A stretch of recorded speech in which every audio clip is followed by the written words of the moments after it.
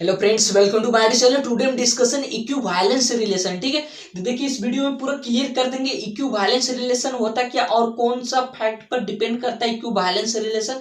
इस वीडियो में पूरा क्लियर करेंगे। ठीक है, देखिए स्टार्ट करते हैं। जैसे इसका डेफिनेशन है, ए रिलेशन आर, कोई रिलेशन आर रहेगा ऑन सेट ए के अनुसार से उसका जो रिलेशन बनेगा is said to be an equivalence relation. कब कहेंगे?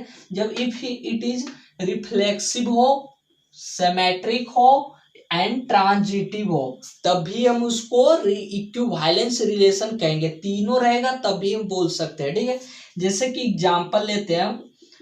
मान लीजिए एक कोई सेट है जो कि 1 2 3 इस तरह से ले लीजिए, क्योंकि क्या बोल a relation R on set A, set A जो कि रिलेशन आर इसका जो बनाएगा।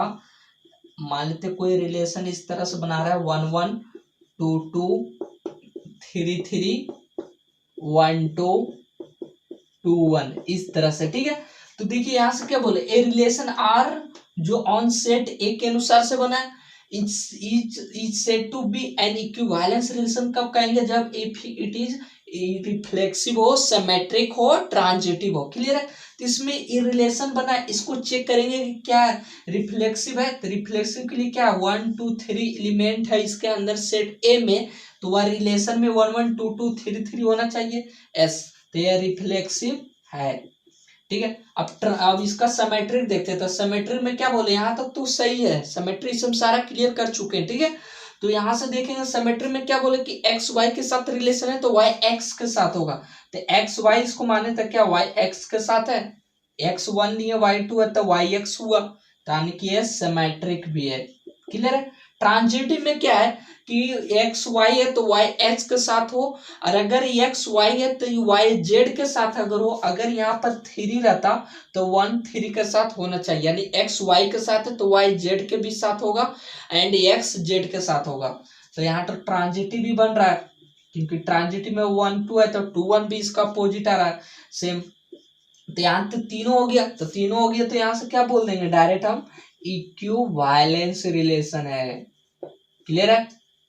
अब जैसे कि और एग्जांपल लेकर दिखाते हैं। जैसे मान लीजिए इसी इसी का ले लेते हैं रिलेशन और बना देते हैं। रिलेशन R1 इसको कर देते हैं, रिलेशन R2 इस तरह से बना दे कि 1 1 है, 2 2 है एंड 3 3 है। ठीक है, अब बताइए कौन सा रिलेशन है। तो यहाँ से डायरेक्ट तो रिफ्लेक्सिव पहले ही आ रहा है। ठीक है, उसके बाद सिमेट्रिक भी आ रहा है, सिमेट्रिक में इक्वल हो रहा है, एक्स वाई है तो वाई एक्स के भी जा रहा है, यानी सेम एलिमेंट है, तो सिमेट्रिक भी होगा। और ट्रांजिटिव है तो ट्रांजिटिव भी है ये, क्योंकि ट्रांजिटिव में एक्स ये इसको कर रहा है तो ए ओबियस इसको भी कर रहा है, दोनों एलिमेंट सेम रहे जब भी, तो सिमेट्रिक ट्रांजिटिव ऑलमोस्ट सारा इसम एलिमेंट होता है। ठीक है, तो ये भी क्या हो गया मेरा इक्विवेलेंस रिलेशन। क्लियर है? तो यहाँ से इक्विवेलेंस रिलेशन हो गया। अगर R3 इस तरह दे दे आपको कि इस तरह से नल सेट है, एमपीटी जिसे बोलते हैं नल सेट या एमपीटी जो है वह क्या है, इस इक्विवेलेंस रिलेशन है, तो यह सिमेट्रिक है और ट्रांजिटिव भी है। बट एरिया क्या है, इक्विवेलेंस रिलेशन के लिए तीनों होना चाहिए। तो सिमेट्रिक ट्रांजिटिव तो है लेकिन यह रिफ्लेक्सिव नहीं है, रिफ्लेक्सिव नहीं है।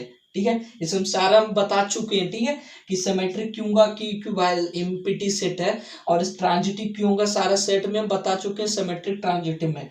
तो देख सकते हैं इसका तो पूरा क्लियर हो गया। अब नेक्स्ट और देखते हैं इसका। यहाँ से इसका some fact of on equivalence relation में कौन कौन सा फैक्ट पर डिपेंड करता है, यानी कि जैसे इसका समझ फर्स्ट है कि लेट अगर आर एंड एस मान लेते हैं, आर एंड टू कोई R and S two equivalence relation है। अगर मान लीजिए कि दो इक्विवेलेंस रिलेशन है, ठीक है, आर भी इक्विवेलेंस है, एस भी इक्विवेलेंस रिलेशन है। ठीक है, तो R and S two equivalence relation है, तो इसका जो आर इंटरसेक्शन एक्स है, मतलब कि दो गो इक्विवेलेंस रिलेशन का इंटरसेक्शन करेंगे तो क्या हुआ, इक्विवेलेंस होगा। तो वही बताना कि इसका जो इंटरसेक्शन होगा is also be an equivalence होगा, इक्विवेलेंस रिलेशन होगा। क्लियर है? तो जैसे समझिए कैसे होगा। जैसे एग्जांपल इसका लेते हैं, मान लीजिए आर कोई इस तरह से रिलेशन बना रहा है 1 1 कोई भी सेट क्या है 1 2 3 ले लें, ठीक है। तो सेट यहाँ पर ले लेते हैं 1 2 3। तो यहाँ से 1 1 2 2 3 3 एंड 1 2 2 1, इस तरह से कोई सेट बना, ठीक है। और भी कुछ जा सकता है। एंड एस को इस तरह से सेट मान लिए कि 1 1 है, ठीक है। यहाँ से 1 1 है एंड 2 2 है, 3 3 है। कुछ भी सेट होगा सकता है, आगे भी यहाँ से भी कुछ हो सकता है। लेकिन इसका मेन कॉमन पॉइंट क्या आएगा, इसका मेन तो कॉमन पॉइंट यही आएगा। तो यही क्यों आएगा, इसका अदर भी अगर एलिमेंट डालिएगा तो अगर ये स्किप कर दीजिएगा तो मेन तो इसका रिफ्लेक्सिव तो होना जरूरी है, अदर कुछ भी रहे उससे कोई मतलब नहीं है। तो मेन तो कॉमन पॉइंट तो ये वाला आना ही आना है, मस्ट बी। तो दोनों का अगर इसका इंटरसेक्शन करिएगा आर इंटरसेक्शन एस, तो इसका इंटरसेक्शन क्या आएगा मेरा, दोनों का 1 1 आएगा, 2 2 आएगा एंड 3 3 आएगा। कुछ भी ले जाइए, ठीक है, कोई भी सेट लीजिए। तो उसका तो मेन तो रिफ्लेक्सिव, तो इसका मतलब यह है क्या है कि रिफ्लेक्सिव तो मस्ट भी आएगा, कॉमन रिफ्लेक्सिव तो मस्ट आएगा। क्योंकि अदर अगर कोई भी एलिमेंट डालिएगा तो वह इक्विवेलेंस ही नहीं होगा, क्योंकि रिफ्लेक्सिव ही नहीं होगा। लेकिन रिफ्लेक्सिव के लिए तो 1 1 2 2 3 3 तो होना मस्ट भी जरूरी है, तभी तो तीनों रिलेशन रहेगा, रिफ्लेक्सिव सिमेट्रिक ट्रांजिटिव, तभी तो हम उसको इक्विवेलेंस रिलेशन बताएंगे। तो यहाँ तो क्या कॉमन पॉइंट क्या आएगा, रिफ्लेक्सिव आएगा। कोई भी एग्जांपल आप ले सकते हैं, तो इसलिए मस्ट बी यहाँ पर is also be, must be, ठीक है, यानी कि जरूरी है, मतलब होगा ही, ठीक है। लेकिन सेकेंड में क्या है कि अगर इसका आर एंड एस सेमी है, लेकिन बताइए कि क्या इसका इंटरसेक्शन क्या इक्विवेलेंस रिलेशन होगा, तो इसमें हम बोलेंगे क्या चीज कि मे बी, हो भी सकता है नहीं भी हो सकता है, इसका गारंटी नहीं है। क्योंकि जैसे देखिए होगा तो इस तरह से दो को रिलेशन लीजिएगा हो जाएगा, लेकिन देखिए नहीं होने का देखिए एग्जांपल आपको देते, देखिए किस तरह से। जैसे कि मान लीजिए आपको कोई से आर कोई इस तरह से रिलेशन है, क्योंकि दोनों इक्विवेलेंस ही हमको बनाना है ना, आर एंड एस, तो उसका दोनों का इंटरसेक्शन क्या इक्विवेलेंस होगा, वही हमको प्रूव करना है। तो 1 1 2 2 3 3 ले लिए, ठीक है। और यहाँ से हम ले लेते हैं क्या चीज कि 1 2 एंड 2 1 ले लिए। एंड आल्सो भी यहाँ से एस को इस तरह से रिलेशन ले लिए कि 1 1 है, 2 2 है एंड 3 3। यहाँ तक तो कॉमन एलिमेंट आएगा ही, क्योंकि रिफ्लेक्सिव तो इसका होना मस्ट भी जरूरी है। तो यहाँ से 1 1 2 2 3 3 हो गया। अब यहाँ से कुछ क्वेश्चन को इस तरह से कर देते हैं हम, क्या चीज कि यहाँ से 2 3 है एंड 3 2 है।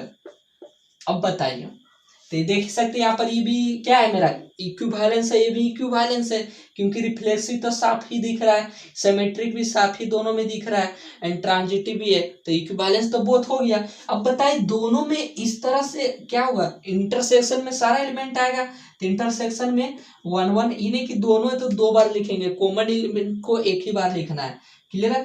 तो 1 1 2 2 एंड 3 3 एंड 1 2 2 1 एंड यहाँ से क्या मेरा आ गया 2 3 एंड 3 2, क्लियर है। अब देखिए यहाँ से यहाँ तक तो ठीक है, यहाँ तक तो क्लियर है। अब यहाँ से देखिए 1 2 है तो 2 1 है इसका, क्लियर है। तो यहाँ से 2 3 है तो 3 2 आ गया। तब यहाँ से हम चेक करेंगे ट्रांजिटिव। तो ट्रांजिटिव को चेक करने के लिए आपको यहाँ पर मेन पॉइंट आपको करना जरूरी है कि देखिए इसको बताते हैं ट्रांजिटिव को, देखिए किस तरह से चेक किया जाएगा। यहाँ से स्पेस कम है इसलिए इसको यहाँ से इस तरह से लिख देते हैं। देखिए ट्रांजिटिव के लिए यहाँ से तो ठीक है कि 1 1 है, 2 2 है, 3 3 है एंड यहाँ से क्या हो गया मेरा 1 2 है एंड 2 1 है और 2 3 है एंड 3 2 है, क्लियर।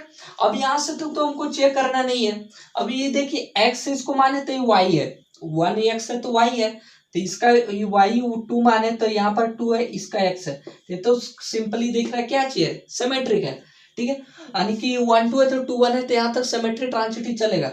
बट यहाँ से भी देखिए इसका अगर ये मेरा वाई माने है तो यहाँ भी देखिए इसका वाई रिलेटेड ही लेके चलना है, क्योंकि ये डिफरेंट एलिमेंट हो गए यहाँ तक, ठीक है, क्योंकि ये सेम एलिमेंट इधर है। अब इसमें हमको चेक करना है ट्रांजिटिव है या नहीं है, और सिमेट्रिक तो 2 1 2 2 1 तो है, 2 3 का 3 2 है, सिमेट्रिक क्लियर है।